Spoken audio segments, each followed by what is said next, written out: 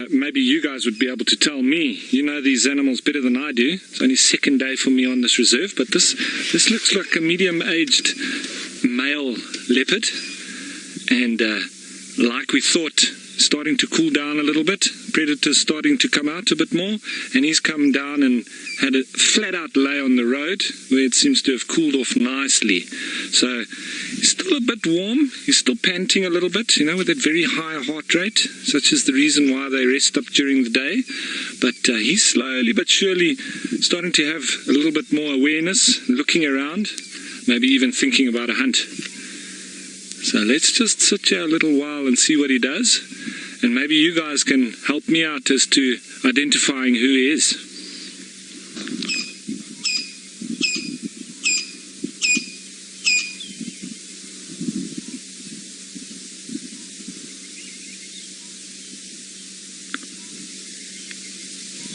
Does seem like he's got quite a short nose to him.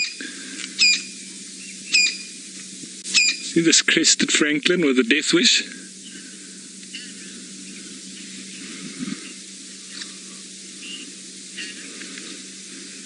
So look guys, sorry Anna, I'm going to get to your question now. I just want you to have a look at this interaction between the crested francolin and the leopard. I wonder if he's going to have a go at that crested francolin. He's definitely not happy with him being close to him like that. But Anna, what is the resemblance of those? We don't actually call them spots, they're more like rosettes. But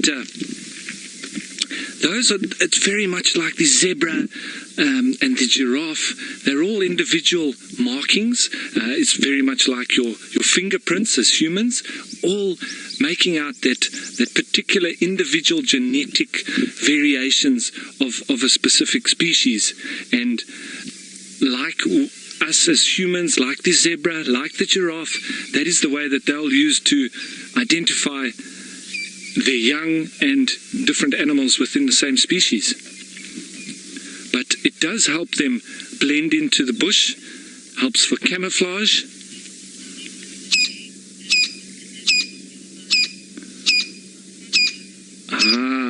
And VM had a hunch that this was Hosanna, and the viewers have now confirmed this is Hosanna. Well done, folks. He's a lovely looking male, isn't he? Not very old, but he's not that young either. The crested francolin moving off, leaving him in peace. He wasn't happy with him being around there, hey, giving away his position. Very good looking male. Doesn't have too many battle scars.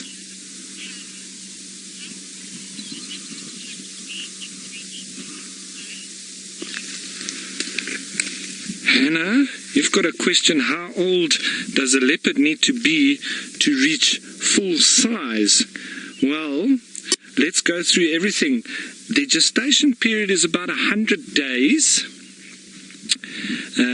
They have about 2 to 3 young. And their lifespan would be about 21 years.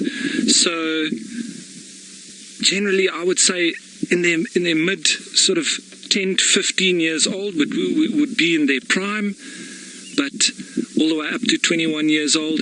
Obviously there would be some that would get a little bit older than that, and obviously some that would, especially where there's a lot of competition for space, for food, with a lot of fighting.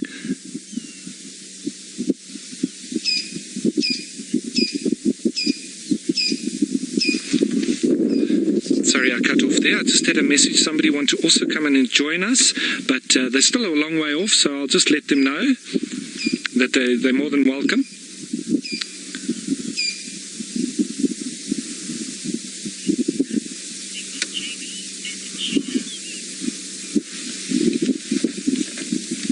Okay, folks, so he's not very active at the moment. I do think that he's going to become active soon.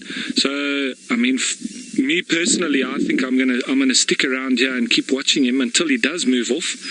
But I do think that Jamie might have something to show you in the meantime.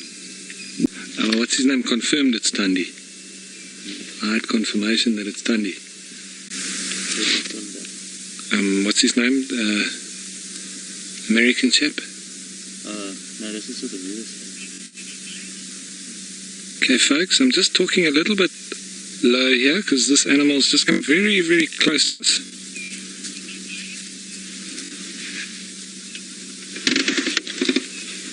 And in fact, folks, I think with all the excitement, initially I thought that that head was a lot squarer than it is.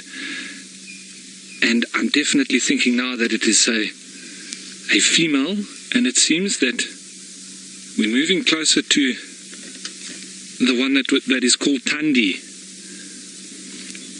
But like I said, I can't confirm in any way whatsoever, but I definitely think this is a female now as opposed to being a male. Sorry for my excitement in the beginning, that was my mistake. But she's definitely looking for potential prey. And she's listening out as she moves down towards this drainage line.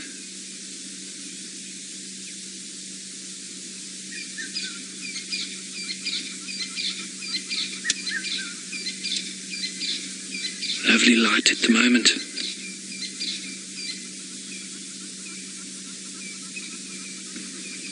Such stealth and camouflage, eh? I wouldn't like to be prey in this situation because she'd walk up on you so easily. Anything being that white spot on the end of the tail, which is sometimes the only thing that I see when I actually spot leopard, is that just that white dot in the bush.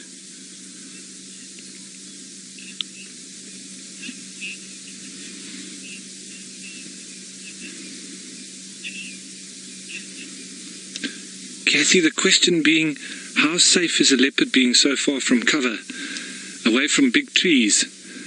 Well, with her camouflage, she almost blends so easily into the bush, but obviously she does run the risk of getting in trouble with animals like hyena and lion.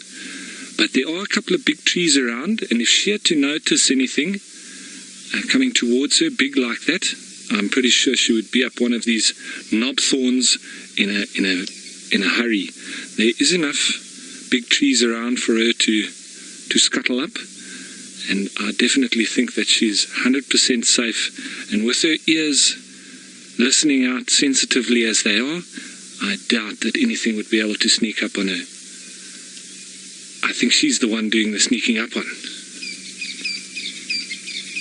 So Kathy, I wouldn't worry about her. I would worry about what she's looking for.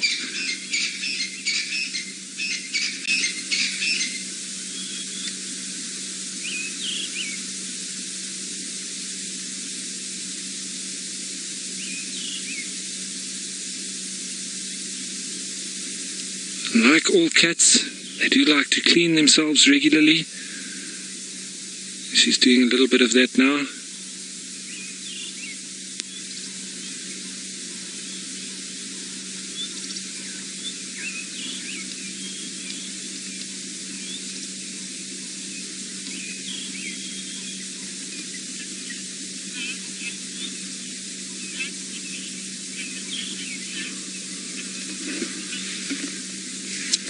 Proud cat mama, how many teeth does a leopard have? And that's a very good question. She obviously has the very big incisors in the front, so it would be 2 on each side. And just trying to work through, she obviously also has the molars at the back to be able to crush bones, and I would say at least 3 pairs on each side. So what do we got there? 6, 12, 16 with the incisors. I would say she's got at least 20 to 26 teeth in her mouth, and those carnassial shears as well to be able to cut the meat. So we're looking at probably 26 plus. But I'm not exactly sure on the exact number of teeth in their mouth, but I would say in the region of about 26 to 28 teeth. The most important being the incisors to inflict that killing bite, and the carnassial shear is the teeth which enable them to cut through the meat, and then obviously the molars would be the ones which grind the meat and any of the bones which they need to grind up and digest as well, because they don't want to be swallowing whole pieces of bone. The digestive system, or acid in the digestive system, is not as strong as that of hyena, which are able to turn bone into dust, but even them, they do still like to crush the bones up a little bit, but their digestive system is way stronger than that of a leopard. So these guys definitely wouldn't chew on those big bones like hyena. So it seems like we're having a bit of a leopard festival this evening, and I believe that Taylor's also watching a leopard, and once we move off from here, you guys are going to link over to another leopard. Trying to keep up with this ingwe, as they call it locally, leopard, but she's taking us on a bit of a goose chase here through the thick stuff. We're just trying to work out where she's going. She was in the drainage line. There she is now on the other side. And I think she's going to pop out on the other side. I don't believe we can go through there. So I think from here, folks, we're going to have to back out and try and anticipate where she's going and try and meet up with her there. But once she disappears here, we might not actually pick up from her again. But we will try our best to try and anticipate where she's going and try and see. But you know how leopard and these wild animals are. That might be the last we see of her, but we will try and catch up with you. I tell you what, folks, this has been an amazing encounter, and I always remind people that, especially when they see leopard on their first safari, it took me 4 years before I saw my first leopard while guiding. So you guys need to really appreciate these encounters as they happen, because it's not every day that we get to see leopard like this. Here in the Sabi Sands is very, very special, and there's a lot of them, but otherwise not as much.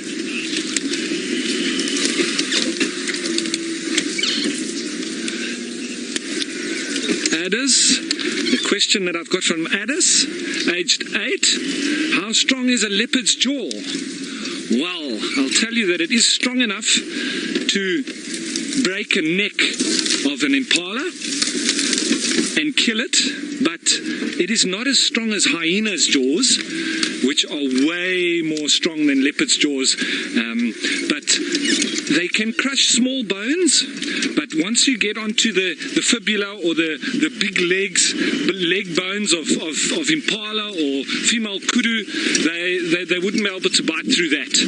But they do have the power to crush small bones, but then again not the bigger ones. So in the animal world, it's quite a medium sort of strength, but enough to kill and bite off big pieces of meat, and obviously fulfill the function of eating.